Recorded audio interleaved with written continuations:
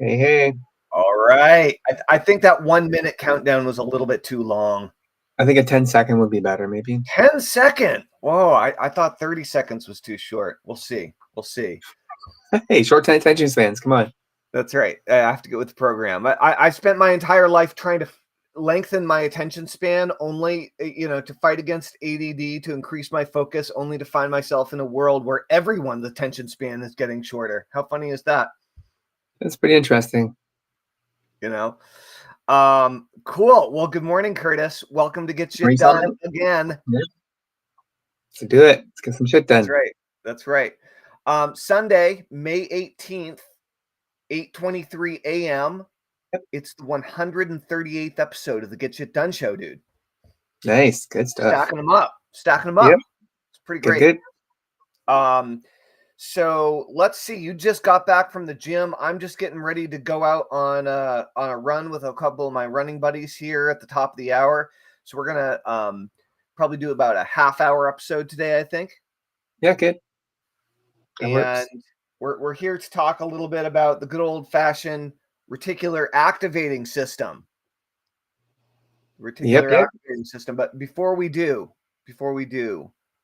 what are you happiest or most excited about in the world right now? And guys, if you're tuning in on TikTok, on Facebook, on Instagram, on LinkedIn, on YouTube, please let us know. What are you happiest about or most excited about in the world right now? We would love to know.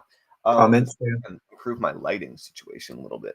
So, what about you, Curtis? Well, what are you happiest about? Hobbies right now. I spent about a week looking for a car. I finally found one that I liked. And oddly enough, during the week, I saw 3 cars. I worked on the same car 3 times at my job because I work with cars. And then after I left the dealership, I was driving home. I saw a dozen of them. It's like, what the hell's going on? This is like such a weird thing. But then I remembered the R.A.S thing. Is like, let's talk about that, because a lot of times we don't think about the things we're doing, but all of a sudden when you're involved with something, all of a sudden things just open up and you can see more of the same thing. So Right. I want to tell you. So I was thinking about this because you had suggested this topic this morning. And I was thinking about it as I was preparing for the show, and I've had. I mean, it has nothing to do with automobiles, but I've had a similar experience yesterday that people might be able to. That's directly business related, right? So we'll bring it back around to that. So that's pretty cool. So you spent about a week. Yep. Trying to decide what kind of car you were going to get. Yeah. Okay. And what was the process that you went through in order to make that decision? So basically, I wanted to get a compact SUV because I wanted to make sure it's 4x4, and most of them are in a reasonable price range that I felt I could afford. Okay. But what I found when I went to dealerships was the percentage was like 8 to 9%. Most of them. I was like, holy crap, that's almost double the price of the vehicle. Right. Like, it's almost like 10%. So it's quite a bit of money to spend. Originally, I was thinking, I'll buy used, it'd be, cheaper. But then I added all the accessories and stuff I wanted with the vehicle, and the interest rate was like, what? It's like this much money? It's like, oh my God. So that was like, I say, well, let's look at new cars. And the new cars were similar, like 25 to 30 grand each. And then it's like, well, I found this one called Mitsubishi, and they had ones that started at 25, which was pretty cool. And most of the other cars that were used around 20, 22, 23, they're around 20,000 or so, right? Yeah. But for extra $5,000, I say, hey, I get a brand new vehicle. Let's do it. Let's take a look. So anyway, I looked all week at this vehicle, checking all the details, the stuff like you do when you look at a vehicle. So you just want to know everything about it, right? Yeah. So I did that. And then the one I picked was called the RVR. It's a recreational vehicle. They call it. It's a short form. I forget what it was. Recreational vehicle something. It was a 4-wheel drive minivan. Yep, that's SUV. Great. Yeah.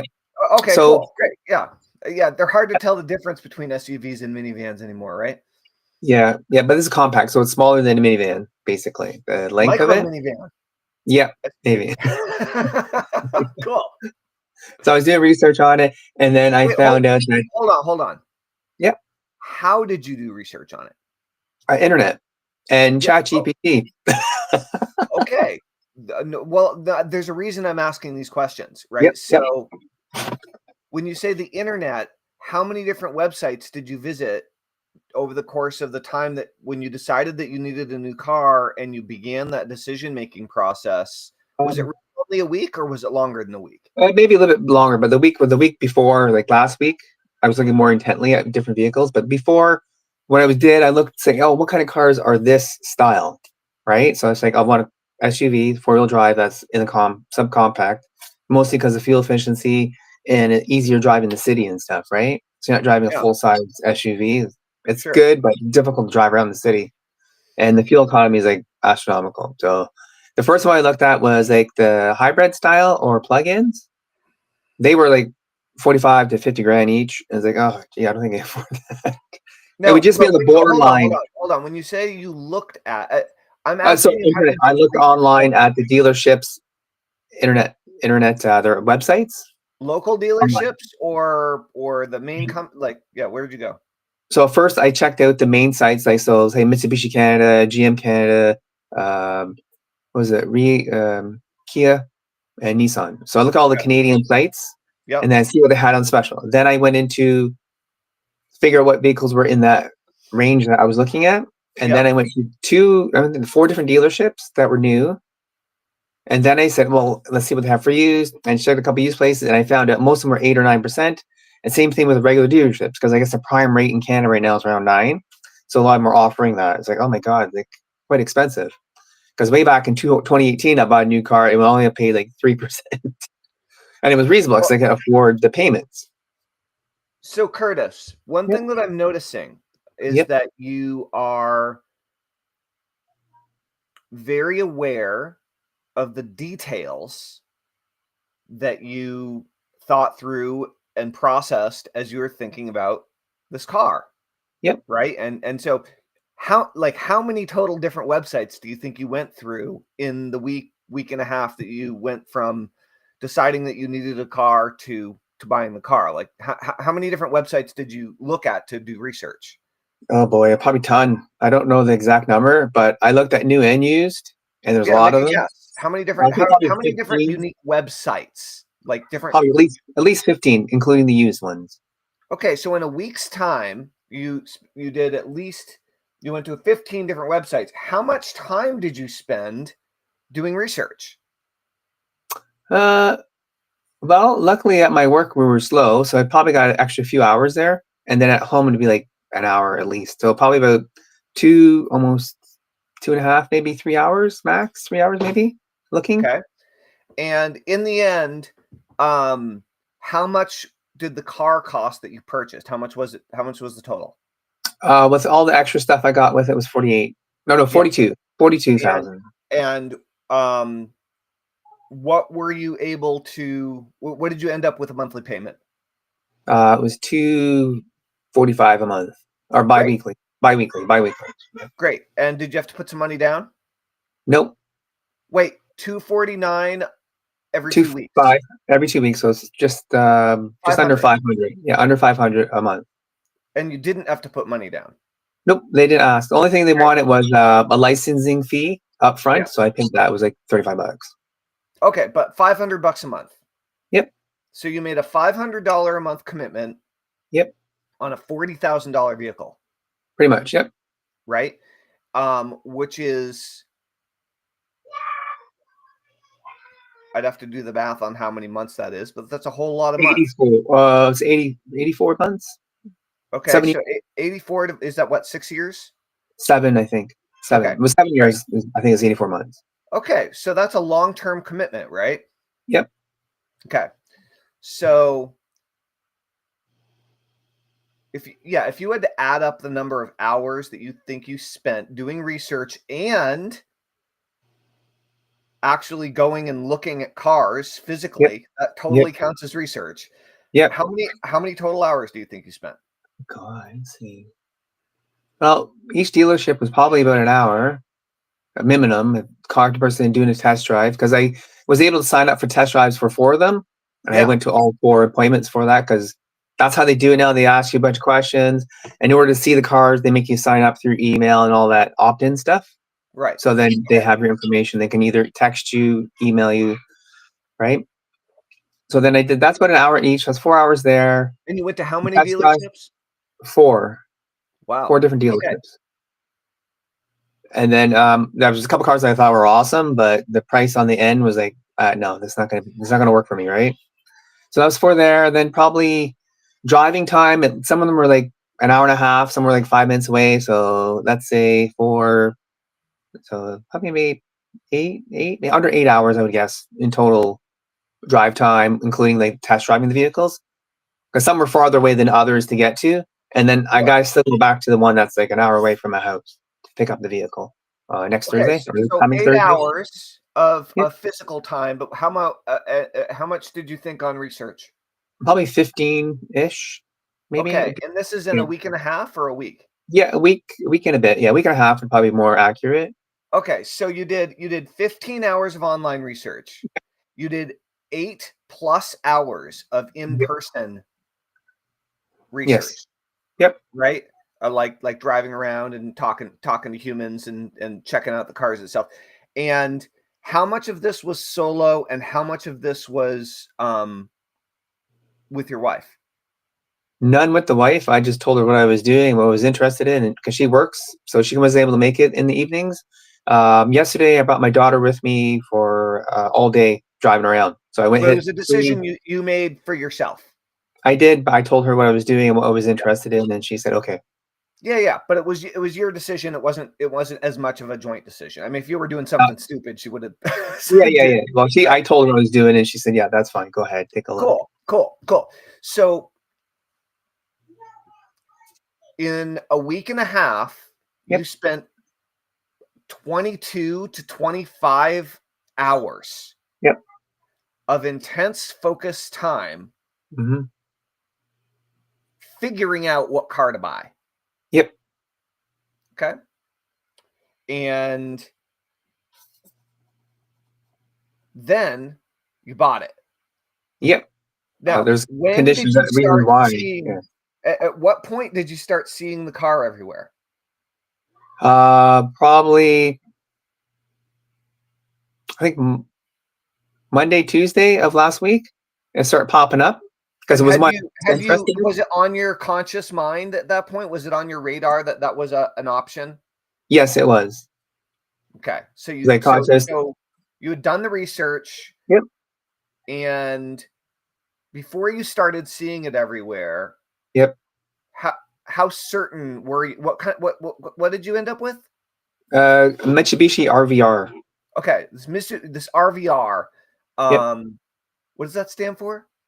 It's recreational vehicle something. I forget what RVR. Okay, great, cool. So you got this RVR, and how certain were you that you were going to get an RVR? Pretty positive, because the biggest selling point for them was their 10-year warranty on the powertrain, and they have bumper to bumper for pretty close to the same. Yeah. That was the factor. Was the reliability, made in Japan instead of around in North America, so I knew the quality would be exceptional. And the reliabilities, they've been around for a very long time, so I was like, some people are still driving like 2002 ones around, so I was like, so this started popping up in your consciousness. You did a whole bunch of research, and then and you happened to work on glass for cars, and so you have cars coming in front of you all day, every day. Yep. And so as you go through this process, do you remember what it's like when you start dating someone, or when you meet someone before you start dating them? Like, it's been a long time ago, but yeah, okay. Yeah, it's been a long time. But you don't know, and right? And when you meet somebody and you can't stop thinking about them. Yep. Okay. That's the reticular activating system. That's what happened to you after you did a bunch of research on this car. Like, you got the hots for the car. Okay. It's like you got a crush on the car. Okay. And it's cool. It's fine. But like, you were like, oh, okay, this is the one. Right? Like, so here's what happens. So the reticular activating system is a cluster of neurons in your brain stem. And when you become intensely focused, it really helps to increase your focus and your awareness around certain types of things. And so there are, I'm going to say the word opportunities, but I don't just mean money. Okay. There are tons of opportunities all around us all the time. And if we've really focused in on some aspect of an opportunity or a direction we might want to go, and we're thinking about it from every different angle, we're having conversations with people about it, we're doing research about it, all these things, what happens is the reticular activating system then kind of sends that signal out into the rest of the brain, so the rest of the brain can start picking up and perceiving that exact thing going on out in the world. And so when you buy a new car, or when you're doing the research on buying a new car, and all of a sudden you start seeing it everywhere, that's the reticular activating system at play saying, you're on the right track. Look at that. That's what we've been thinking about. It's right there. We're not idiots. This is good. And so it's the same effect when you meet a potential partner, and you're like, oh, this person's incredible, is wonderful, is the type of person I've been looking for. And then in the early stages of dating, usually this is just you can't get your mind off this person, right? So same thing happens with a car, but the same thing happens with a business.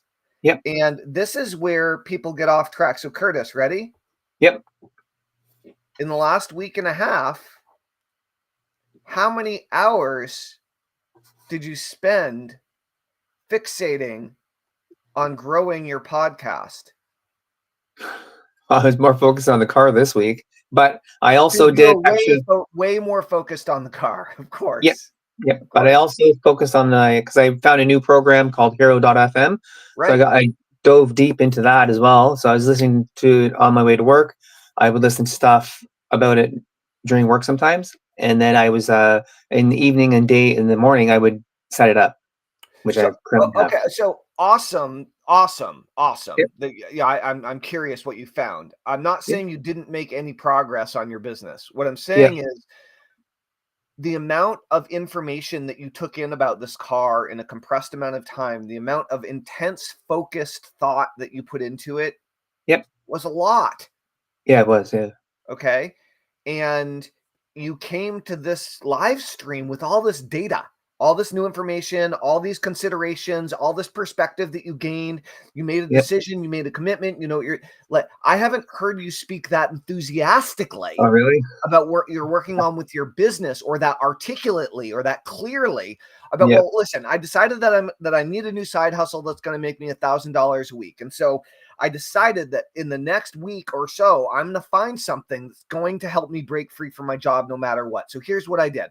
I went to 15 different websites. I checked this one. I checked this one. I checked this one. I checked this one. I weighed out all their bullet points. I read all their headlines. I read all their reviews, and I narrowed it down to 3. And after I narrowed it down to 3, I found out that there's this one that everyone seems to be talking about, and it completely resonates with me. And it's called the superhero sidekick system or something, whatever, side hustle system. Point is that you focused intently on something that you wanted. And you quote unquote manifested it. You paid for it, but you took the time, you put in the energy, you put in the thought, you did the research in order to find the thing that you were then going to spend the money on and make the commitment on. You just made a $500 commitment, dude. When's the last time you made a 7-year $500 commitment to your business? Probably never. That's what I'm saying, dude. I'm not saying you did. I'm sure you needed a new car, right? So we have to find a way of balancing all of this and budgeting for all of this in our lives and our business. But like a $500 a month, imagine what a $500 or $1,000 a month commitment to you and your business would do for you. Probably tons. Right. So consider approaching the growth of your podcast with the same level of enthusiasm and vigor and urgency that you did with your car, because what that does is it creates more awareness of new opportunities that will move you in that direction. One of the biggest problems, dude, is, you know how we've been talking about finding your mission and getting super clear on your copy and the messaging and all this stuff. You got, over a short period of time, over a week and a half, you got your goal ultra clear and ultra detailed, and you just spent 20 minutes or maybe less, 10 minutes, giving me all the details of your goal, fine details of your goal, and the justification and reason behind each and every one of those. You kept on going. It was awesome. Right? You were like, I need it to do this and this. I need, it has this functionality and not that. I saw people are still driving them after this amount of time. I went to 14 different websites. Yeah, like you really did. You did a great job, it sounds like, on going through this process. I suck at that stuff. Like doing that whole stuff with car. Like I just make split decisions, which is not necessarily, I don't know. I don't know if it's better or worse, but the point is that, you got your goal super clear. You're, for the future, in this case, it was you wanted a car. You got a very clear, hyper detailed goal. I don't know if you wrote all the things down that you wanted or if you just thought them. I thought them. Yeah, I just thought what I wanted, and then remember the book in 75 Hard about Andy? He said about intent. The intention thing. That's what I went in with. I went in with intention when I went go look at the card yesterday. That I wanted a low interest rate. I want to be able to buy it today and have a certain monthly payment. And I told the guy exactly what I wanted. So this is the things I need to make this car work for me today. And I gave him all the information that what I wanted. And he said, "Yeah, no problem." And in the end, we went and they said, "Yeah, we can do this for you." Here's what I want you to do, Curtis, and I want everyone to do is, and this is something I can do more, right? Is I'd like you to give me the details on the business or side hustle that you want. I want to know all the details now. Give me your best shot. What are the same bullet points as you gave the guys at the car dealership? I want to hear the same types of bullet points for the nature of the business that you want a year from now. Okay, so I want to have the podcast from Hero FM to be making money. That's the whole idea of it. It's like a premium style podcast platform. You want to have a profitable podcast. And the way I'm going to do weekly or bi-weekly or probably once or twice a week. It depends on how many people I get into it. I definitely maintain my 1 week for now. And then I'm doing editing with my audio so it sounds better instead of just doing live. I'll take my live, I'll re-edit it through Descript so it sounds better, more clear, the ums and ahs and stuff. And then they recommended doing an intro, outro, and then a middle part of where I can make a sort of like self-advertising style of audio clip, which I can use in my own podcast, and I can add it to other people's podcasts too. So I can give you the audio clip. Hey, this is my intro for my new podcast I'm doing, and you can just it's like a self promotion audio clips. And then they also have audio courses. So let's say I build out a hardworking dad course that's a video based. Hold on. No. So we don't want to focus on the features of the system that you just bought. We want to focus on the business that you want to have in the future. And maybe Hero.fm or whatever is going to be a key tool to get you there. We're not talking about the tools. We're talking about the house that you're building. We're not talking about the tools that you're going to use to build the house with. We're talking about the house, right? So what's the house that you're building? Like you want a profitable podcast about parenting. Podcast about parenting and how to be a better parent, how to use like your own, whatever you have now and how to change it. Because a lot of times we're stuck in a cycle of ourselves, right? And we get stuck with whatever. And I want to be able to help parents to get out of that, because I know I've been into it. And then you take a course or you learn something. It's like, oh, hey, I don't have to be like this person anymore. I can actually change my life. Totally. And a lot of times parents do have a lot of stress and they don't even know the level of stress they're at. because they're just trying to deal with the situation. They keep on push, and then they forget health has gone down. They gain like 10 pounds. Like, what the hell happened? Like, I used to go to the gym every day or every week, and now I'm not going to the gym at all. And like, oh, I gained 10 pounds in the last 6 months. And what happened to me? And that sort of, so they're make them aware of where they are and that they can actually have those changes, even though they can have the time for themselves and still take care of their kids. So there's some techniques there that I found that work. And we did a course on it when we first had London on how to deal with the trust, the circle of trust, they call it. And it works. It even works today. Like, she comes up and gives the hugs and kisses just to check in. You should be outside playing for hours. All of a sudden, she's popping in the house, come give us a hug. Like, oh, hey, how's it going on? Nice. Yeah. So okay, Curtis. So check this out. So first of all, Will Horton has been a hypnotist and NLP practitioner for longer than I've been a hypnotist. Oh, wow. Will is a legendary hypnotist and hypnotherapist and NLP person. Will, I have decided, I was actually going to tell Curtis about this today. I decided that I'm going to reopen my local hypnotherapy practice and start working with people face-to-face, one-on-one again, which is a huge shift. So I'm very excited about that. That's actually my Reticular Activating System story. So Curtis, check this out. So I understand that you want a profitable podcast that is focused on parenting and helping parents. That's great. Okay. What are the other bullet points of the nature of the business? Not the topic, the business. Like, what do you need in a business model in order to have the life you want to have?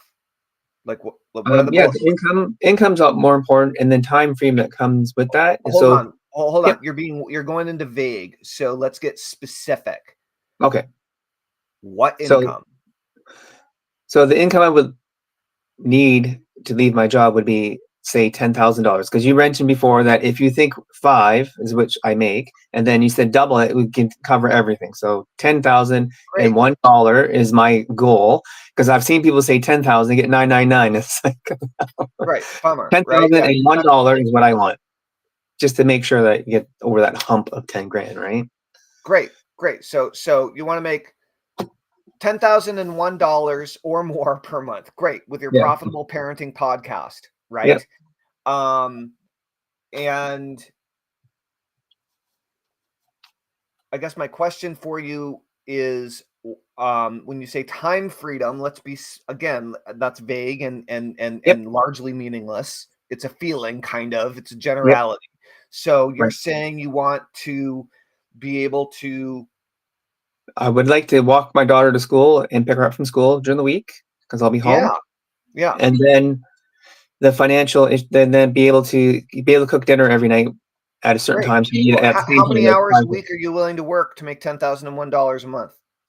4 to 5 hours or more. No, a week. Oh, probably 10 hours a week. Okay. This is where I'm going to suggest a reality check. Yeah, a bit more time. Dude, you want to make double your income by working a quarter of the time, and you don't have a model built yet? Not yet, no. No. You're going to have to work like look, sometimes people get lucky and they stumble into something that gets you there faster. Okay? Yeah. But think about what it takes to generate enough money to pay you what you currently, like, think about what the business that you currently work for actually has to accomplish in order to pay you what they're paying you right now. The business is a machine. Like, a business that's been around for years, it's a machine. It's a money-making machine, and it takes years of manpower, of intelligence, of systems, of processes built up over probably decades. I don't know what company you work for, but like, this is no small effort. And you want to do it like 10 hours a week and make double your income? I think you are fooling yourself. Okay. Yeah, that's fair enough. So, absolutely. In order to get up to, now, can you go beyond that and reduce it? Sure. Okay. But to get there, and I know you need to keep working while you're making progress, but to get to the point where you're making 10 grand, how many hours a week are you willing to work to build the machine that can pay you twice as much as you're currently making right now, to build a business that's actually better than the one you're currently working for? more effective, more efficient than the business you currently work for. Now, totally different industry, totally different situation. You see what you're trying to build? Yeah, this is where most people screw it up. They're like, oh yeah, I could work for 60 minutes a day and build $1 million empire. No. It's a dream. No. You want to become a multimillionaire, like you're gonna at some point you're gonna have to work 80 hours a week. Like, sorry. Like, I don't know a single millionaire that works anything less than 50 hours a week. It's just like, no, absolutely not. You know, there are, but that you have flexibility. Yeah. And you have perks and bonuses that give you an enormous amount of freedom. I'm not saying, but I've never met anyone that makes, you know, that got to the point where they're making 10 grand a month by just like working 2 hours a day or something. Right. Okay. So really think about, like, you're trying to build a more powerful money making machine than the business you currently work for. Right. And just think about what it took to get that there. It's huge, right? Yeah, I think that could be like the fallacy of thinking of people fall for the hype, you know, they fall for the hype, right? And so, all right, well, look, I'm at my running buddies are going to show up here in a minute, so we do need to wrap. But here's what I have to say is, dude, you put enormous focus on all the details of what you want and what you wanted to create or acquire with this car. I want you to put the same level of energy, of enthusiasm, of vigor, of focus, of intensity on your specific clear goals and vision for your business, and go after it with that type of energy. And your reticular activating system is going to kick on, and you're going to start seeing opportunities everywhere to move you forward faster. Okay. But if you're just kind of like going through the motions and just kind of doing whatever, your brain's not even going to take you seriously, and you're not going to change anything. So you actually created a moment of great change in the last week and a half by like through your decision making process, and then making the commitment to getting this car. Right. Approach your business with the same intensity. Okay. Yeah, I'll definitely review this for sure. And then I'll just work on that. Dude, absolutely. I keep on thinking this and not saying it because it sounds weird. But like, you're bridging the gap between parenting and making money and side hustles, right? Yep. And what if you created a podcast that was just called Profitable Parenting? Yep. Yeah, I picked that up earlier from you. I think it would cause people to be like, what is that? Right? What do you mean profitable parenting? Am I selling my kids? No, you're not selling your kids. But like, teach parents how to be successful parents and create side hustles at the same time, working from home so they can spend more time with their kids. You know, like that's a worthy cause. Yeah. You know? I think it's more of a thing that I believe in too, like for success for parenting, and then try and get to do side hustles at the same time. Right. Totally. Excellent. Cool, dude. Rock and roll. Well, we should talk. We should connect again soon. It was nice catching up. And thank you everybody for tuning into the Get Shit Done show. This has been episode 138. Wow, awesome. Go listen to Curtis's podcast. There's a link in the PS. And if you're not already a member of the Get Shit Done community, go and join at getshitdone.com, and I'll give you a copy of the Get Shit Done session, a hypnosis session that hypnotizes you to get shit done. Get her done. Get shit done. Rock and roll. All right, Curtis. Thank you so much as always. Great seeing you. You too. Take care. Have a good day. Okay, bye. Bye, everybody. Have a great weekend.